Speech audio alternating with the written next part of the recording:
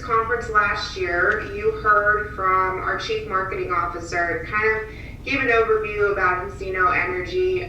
Just as a reminder, Encino purchased all of Chesapeake's Ohio assets in 2018 in a historic $2 billion acquisition. When we purchased the assets, we acquired 900,000 net acres. Since that time, we've grown to over 1 million acres and counting. So we have been actively leasing in our core asset area, which continues to be Harrison, Jefferson, Carroll, and Columbiana counties. Currently, we're working on our 5-year plan on where we intend to be drilling for the next 5 years. For those of you who were at the conference last year, you heard our Chief Marketing Officer talk about how our approach is kind of slow and steady wins the race. So we take more of a manufacturing approach to our drilling schedule. Last year we had 2 rigs running through the year, and this year we've still remained with two rigs running in spite of the historic low commodity prices. And because of that, we are now the 2nd largest producer of natural gas in Ohio, as well as the 2nd largest producer of oil in Ohio, which is huge considering the fact that this asset hasn't produced oil and natural gas at these quantities since 2016. So it really just goes to show, what can be done when you're putting some, fresh eyes and talent and resources into the asset, which is pretty exciting. And we've been able to accomplish this, by the way, with 2 rigs. It took our predecessor 10 rigs to accomplish what we're accomplishing now with producing over a BCF a day of natural gas, which is pretty cool. So just a real quick overview on, what we've been working on since last year and through this year, and how we've dealt with COVID-19. Obviously, as you're seeing here today, we have shifted to remote and online working. We're still kind of in that process, both in Houston and as well as in Ohio. But we've been providing essential services all year, and we've been really fortunate to continue working. We haven't had any layoffs, which has been just an incredible blessing. We're still doing all the things we need to do with social distancing, and we always wear PPE in the field, but we've had to make some modifications. For example, the face masks that we wear, they are not just your typical face masks that you all may be wearing today at the conference, or probably are wearing at the conference rather. Ours have to be FR masks, so you can wear them on location, which is interesting. And there's just a lot of different things that we've had to do, just like every other business in the country, to adapt to the realities of the pandemic. But the good news is that despite the market conditions our industry is facing, we believe that we're in a better position than most companies to weather the storm. Our balance sheet is still strong. It's largely because we are backed by the 3rd largest pension fund in the world. So we do feel optimistic about next year. As far as our economic impact this year, and again, for those of you that were here at the conference last year, you saw a similar slide. Here's just some of the data points for this year.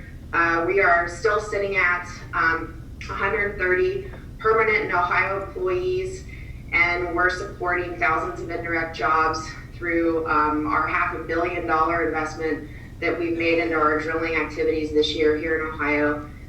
We support an $8 million payroll and about $8 million in taxes. But of course, the big number is our royalty checks to landowners. Given the prices of commodities this year, we all hope, we all appreciate those commodity prices to be higher, and certainly the royalty checks to be higher too for our landowners. But it's just been a really tough environment with these prices hitting historic lows for both oil and natural gas. Our community donations have been really impressive this year and last year. We actually partnered with the Habitat for Humanity in East Central Ohio on a project, and we've done a lot of outreach with first responders all over Ohio, as well as in Houston, just saying thank you for what these folks do all the time for our industry, for Encino, and obviously what they've been doing through the pandemic. This picture on your left actually is one of the staffers, volunteers rather, from Habitat, and we donated 2 floors of our Louisville office of furniture that we acquired in the acquisition that we really didn't need, and so that's going to find a good home at the Restore for Habitat for Humanity. So that was really exciting. Great partnership that we've made there. A couple other points that I'm super excited about, and we are super excited about at Encino, is that we are recycling and reusing in excess of 90% of our produced water, which I just don't think you hear enough about. But we're really, really excited about this. And then we just joined One Future. You may not be familiar with One Future, but I will tell you the majority of producers in Ohio, as well as pipeline companies, have joined the One Future Coalition. And what it is, it's a group of natural gas companies, whether that's companies like ours that are exploration and production, or pipeline companies, all working together across the value chain of natural gas to voluntarily reduce methane emissions across the value chain to 1% or less by 2025. So that means that we are making meaningful improvements to our operations on a daily basis. So we're really excited about that. Just kind of, there's been a lot of acquisitions that have taken place this year and last year. And so here's kind of who are the producers that are really driving production in Ohio today. Ohio is now the 5th largest producer of natural gas in the United States. As you can see, Ascent Resources continues to lead with natural gas production, followed by Encino or Encino Acquisition Partners, which is EAP. Gulfport's very close behind. Actually, Gulfport was second just up until recently. They slowed down their drilling activities this year quite a bit, followed by Eclipse Resources. Eclipse changed to Montage, and actually they're in the process of another acquisition with, they will then move to Southwestern. Southwestern has a huge footprint in the Appalachian Basin. And then Rice is also now EQT. So as you can see, this is just according to ODNR, but there's just been an incredible amount of acquisitions that have taken place, and you can kind of see where we're at with all the major producers. And then this is the same, taking a look at, what's going on in the oil space. You'll notice that there are some new players here. Utica Resources, Pit Oak, definitely some more companies to watch that maybe you haven't heard of before. So that may be of interest to some of you as well, as you're kind of taking a look at, who's in the playing field now. But as we see Ohio's shale gas, we continue to see Ohio's shale gas competitiveness as creating opportunities locally, but enabling U.S. growth and security globally.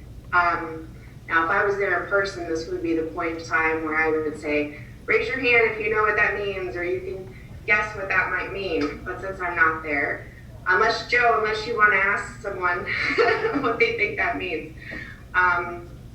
What we think that means is the opportunities that I'm going to talk to you about in a minute regionally, but what we're seeing right now is really just a trend in exporting of natural gas. So we're going to talk about that in just a minute, but I wanted to just show you what's happened with rig counts and completed wells by quarter, just kind of where we've been over the years, and you can really see what's happened over the course of the last, through 2019 and certainly this year. You can just really see how much of a drop off we've seen so far this year. And then of course the gas production as well, and this is across the board, not just here in Ohio, but certainly our industry has been incredibly impacted by the pandemic, and this month there's been a lot of volatility, certainly in natural gas prices, continues to be in oil as well. So, we'll see. We expect that production is still going to remain challenged for the industry as a whole. But, we are still looking to continue at least having 2 rigs as we move forward. So, with that said, do we think there are better days ahead? We do. We absolutely do. The pricing that we've been seeing this month rather is really kind of a short-term look at natural gas pricing, not the 12-month strip pricing that we kind of pay attention to more. And then of course we take into account hedges as well, and we have a 80% of our production is hedged. So but look, I mean, the Henry Hub spot prices, as you can see, it's really all over the board as far as what could happen or not. So, to some degree, we'll remain, watching the markets just like everyone else. But we do feel more confident in natural gas next year, and certainly more than oil. But, the majority of our natural gas in Ohio is actually exported. So we are transporting our gas across the country and we're exporting it. And what's really interesting is, you probably, as I just mentioned, in 2016, this asset hit production levels that we're seeing today, actually a little less, but we hit that BCF a day number back in 2016. You can really see where that delineation line is on 2016 and really where we saw a change from importing natural gas and oil to exporting. And just look what's happened as a result, and we're just getting started. So, this is important because Ohio and the industry as a whole in the United States has really made the production of natural gas and oil a national security discussion, which I think is really important on moving forward, that we continue to just realize how huge it is that our country is leading the world in natural gas and oil production. It's really critical that we remain that powerhouse. So just another, we get asked a lot, you're producing so much gas in Ohio, why aren't you keeping it here? Well, it's because we're getting better pricing, frankly, and outside of the United States, and this is why. So as you can see, the demand is, continues to be with exports outside of the United States, and it doesn't appear that's going to be changing anytime soon. Here's an idea of where cumulative demand growth is projected to be. I think a lot of folks think that, if everyone just starts using natural gas in their homes, that's going to change everything. That'll help, certainly, but we still have a lot of room to move, particularly in the LNG export space. And while we are exporting more natural gas, that also means that more countries are transitioning to natural gas for electricity, which, as we've already seen in Ohio, has had a huge impact on improving our air quality. So imagine what will happen when, the world continues to use more electricity powered by natural gas, which is great. So we talk about local opportunities and how do we really use more of our natural gas here in Ohio? Well, the reality is that we're just not using a lot of our natural gas specifically for power generation right now. And you can see right here, Pennsylvania and Ohio, there's just a lot more room to grow in those spaces. These are some questions that Ohioans and folks in Pennsylvania, West Virginia, the whole region really, we're just going to have to think about this and ask ourselves, what do we want to look like here in Ohio? From what does our cumulative energy portfolio want to look like? Because there's a lot of room to grow in this space. But in addition to this, we also have the need for more cracker plants. As you guys know, we had some really exciting news with PTT Global this week with Range Resources. That's exciting. From an Encino perspective, we're certainly just cheering on that project and hoping that they will issue final investment decision in Ohio. It'd be great to have some more local markets that we can sell to, so we're not just moving it across the country. So we believe that Ohio really does have a home field advantage, but and I guess this is a pretty big but we need to encourage more regional demand and improve our access to markets. And really it needs to be both. It can't just be, we need to, I think that we're going to use all the natural gas here in Basin or in Ohio. I don't think that's realistic, but we need both. We really do. Certainly to improve pricing. That it benefits, obviously, consumers, landowners, Encino, other producers. So that's really, how we see things shaping up. And we're just excited to, continue to invest in Ohio, making the improvements we've made. We've also, by the way, I should mention, during the pandemic, while working remotely, we've had 0 reportable incidents with our guys out in the field, men and women out in the field, which has been pretty awesome too. So we're just continuing to demonstrate that we can innovate and we can continue to provide essential natural gas and oil while doing so safely and by protecting the environment. So with that, I'm happy to take any questions that you all have. If I can figure out a way to not share my screen anymore. Thank you, Jackie. Do you have any questions for Jackie and Encino?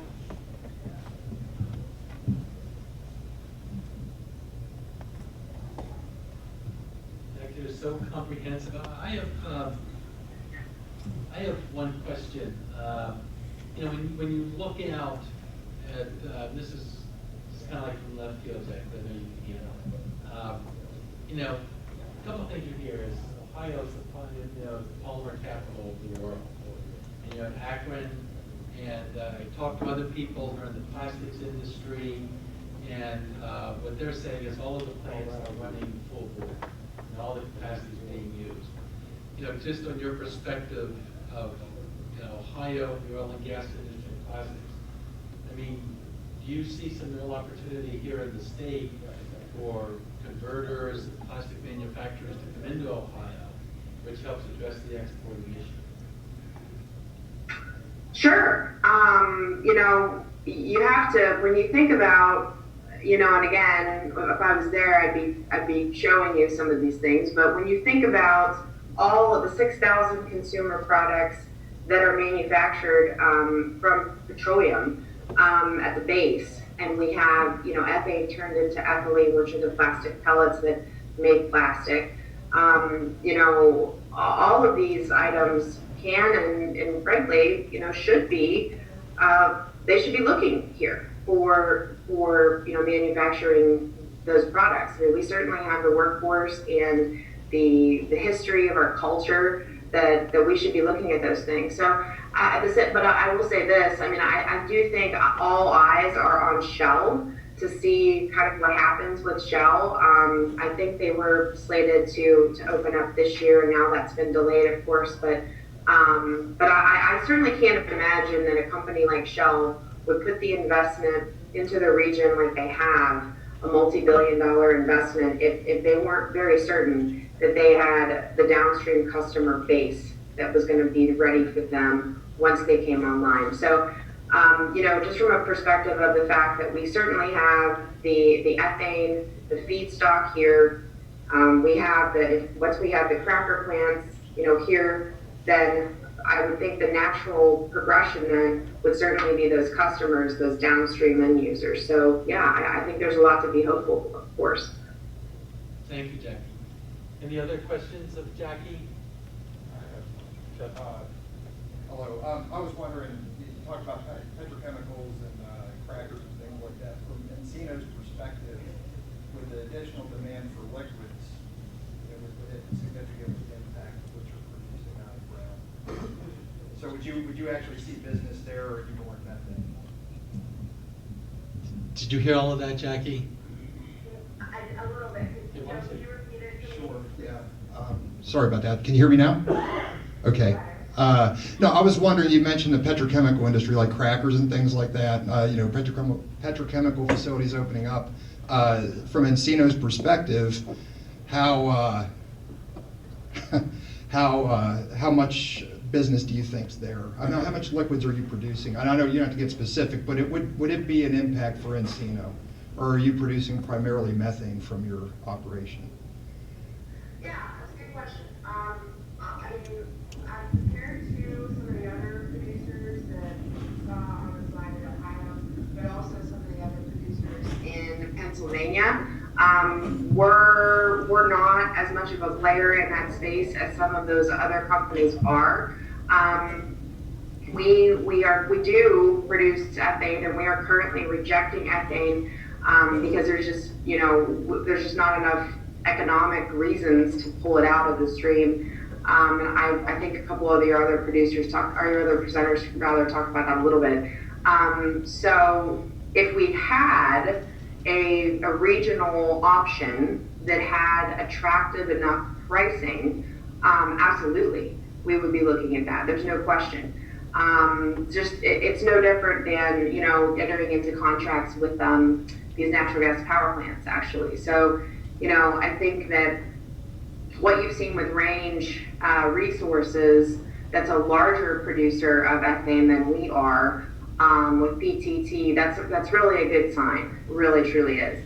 And what will happen is once we have more certainty with a final investment decision from PTT as well as with Shell, and Shell, potentially could maybe even get bigger too. But more of this regional demand and investment into this space is absolutely going to be a good thing for our company. Because like I said, right now, ethane is just not a hydrocarbon that is frankly paying anything. I mean, it's costing us more really than we're able to net back. So absolutely, it will be very important for Encino. We're looking forward to more optionality regionally for sure.